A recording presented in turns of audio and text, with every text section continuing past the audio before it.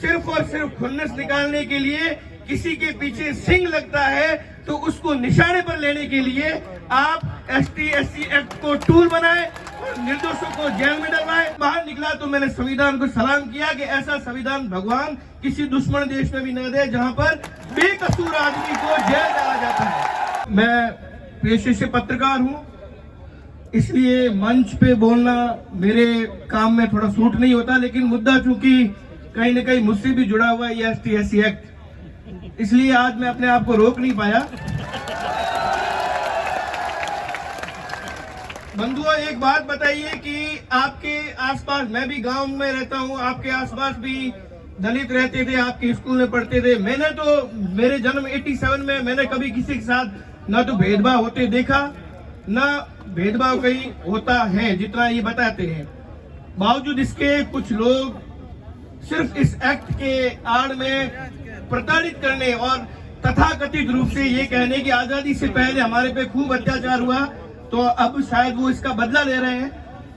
मैं वर्ष 2018 की बात कहना चाहूंगा कि मेरी 7 पीढ़ी में कोई बिहार नहीं गया।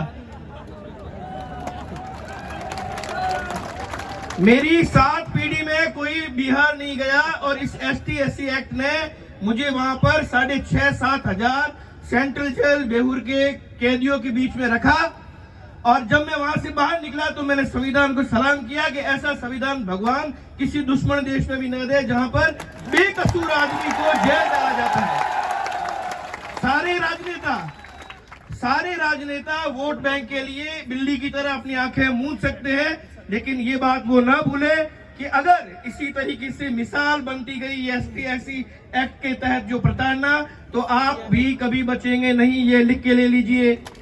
आप अगर ये सोचते हैं कि आज अगर हमारे बोलने से हमारा वोट बैंक खराब होता है तो आपके ऊपर लानत है, क्योंकि आने वाली पीढ़ियों को आप बर्बाद कर रहे हैं।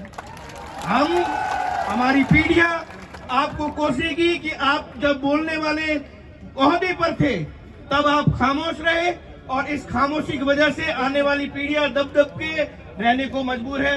हम किसी जाति के खिलाफ नहीं, हम किसी वर्ग के खिलाफ नहीं, हम किसी के खिलाफ नहीं, लेकिन अगर हमारे वेद भी कहते हैं, पुराण भी कहते हैं, हमारे जितने भी धार्मिक जो रूप से, सामाजिक रूप से जो अगुवा है वो कहते हैं कि अन्याय को सहन करना सबसे बड़ा गुनाह है। तो क्या आपको लगता है कि सिर्फ और सिर्फ खुन्नस निकालने के लिए किसी के पीछे सिंह लगता है तो उसको निशाने पर लेने के लिए आप ST/SC एक्ट को टूल बनाए और निर्दोषों को जेल में डलवाए? आप इस एक्ट की सबसे बड़ी दुखद पहलू को देखिए कि आपके घर की महिलाएं, आपका बच्चा अगर वो UPSC RPSC के लिए या किसी सरकारी नौकरी के लिए प्रयासरत है, आप कभी भी इस बात को लेकर अपने आप को सुरक्षित महसूस नहीं कर सकते कि ST/SC एक्ट उसको प्रभावित नहीं करेगा। तो अगर पीढ़ियों को बचाना चाहते हैं तो इस एक्ट का एक बार पुनर्मूल्यांकन होना चाहिए। ये एक्ट उन लोगों को बर्बाद कर रहा है जिन लोगों की कोई गलती, कोई गुनाह नहीं है। तो मैंने पहले भी निवेदन किया कि इस ST/SC एक्ट ने आज से करीब 6 साल पहले 2018 में, मैं इस मंच से कहना चाहूंगा, कर्नल मानवेंद्र सिंह जी का बहुत बहुत धन्यवाद। एक ऐसा राजनेता जिससे मेरे कई मनभेद हुए होंगे, क्योंकि मैं पत्रकार हूं, हर किसी को खुश नहीं रह सकता, एक पक्ष मेरे खिलाफ होगा ही होगा, लेकिन मैं कर्नल मानवेंद्र सिंह को इस भीड़ के माध्यम से धन्यवाद ज्ञापित करता हूं कि आपने आवाज उठाई, तभी मैं आज आपके बीच में हूं। वरना इसको टूल बनाने वाले लोगों ने मेरी हत्या की पूरी साजिश कर दी थी। मेरे को बिहार जेल से अगर वो बचा के लाए, और सर्व समाज के लोग जो मेरे जेल जाने के बाद इस कलेक्ट्रेट के आगे यहाँ धूप पर आंदोलन कर रहे थे, वो 6 साल पुरानी बात आज भी है। आंदोलन आज भी आपको करने पड़ रहे हैं, लेकिन भविष्य में आपको आंदोलन नहीं करने पड़े। इसलिए आवाज को बुलंद करिए, कहिए कि हम न्याय के साथ हैं, लेकिन अन्याय का विरोध हम करेंगे। अगर नहीं करेंगे तो हमारी पीढ़ी हमें कोसेगी। और आज का आपका राजनीतिक भविष्य बचाने के लिए आप भविष्य को बर्बाद नहीं कर सकते। राजनेताओं को एक बात तो यही चीज कहना चाहूंगा कि सहूलियत रखिए कि आप वोट बैंक आपका खराब नहीं हो, हम भी नहीं चाहते खराब हो, लेकिन आपके बच्चे अगर इसी तरीके से सिर्फ इस कारण कि वो राजपूत है, वो ब्राह्मण है, वो सवर्ण है, इसलिए किसी की किसी से नहीं बनती तो उसको अंदर उठा के डालना है, तो ST/SC एक्ट का मुकदमा कर लीजिए। क्या नरक जैसी यातनाएं दे रहे हैं। संविधान लोकतांत्रिक मुल्क की दुहाई देते देते आज हम किस मोड़ पे खड़े हैं।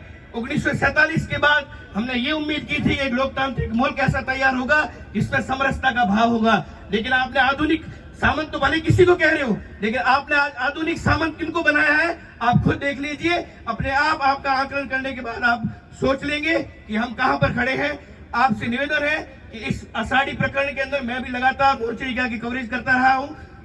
सबकी संवेदना उस परिवार के साथ है, लेकिन कोई भी व्यक्ति किसी भी तरीके से बेवजह परेशान न हो। जेल की सलाख है अपराधियों के लिए होती है, आम जनता उससे प्रताड़ित न हो, इसलिए बैठकर एक निर्णय लें, भविष्य में इसकी पुनरावृत्ति न हो, कोई भी व्यक्ति बेवजह जेल नहीं जाए।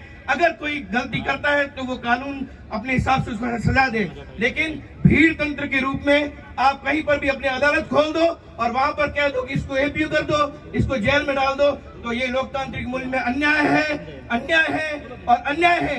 आज नहीं बोले तो कल रोगे, ये लिख के ले लीजिए। आपने मुझे मंच दिया, आपका बहुत धन्यवाद।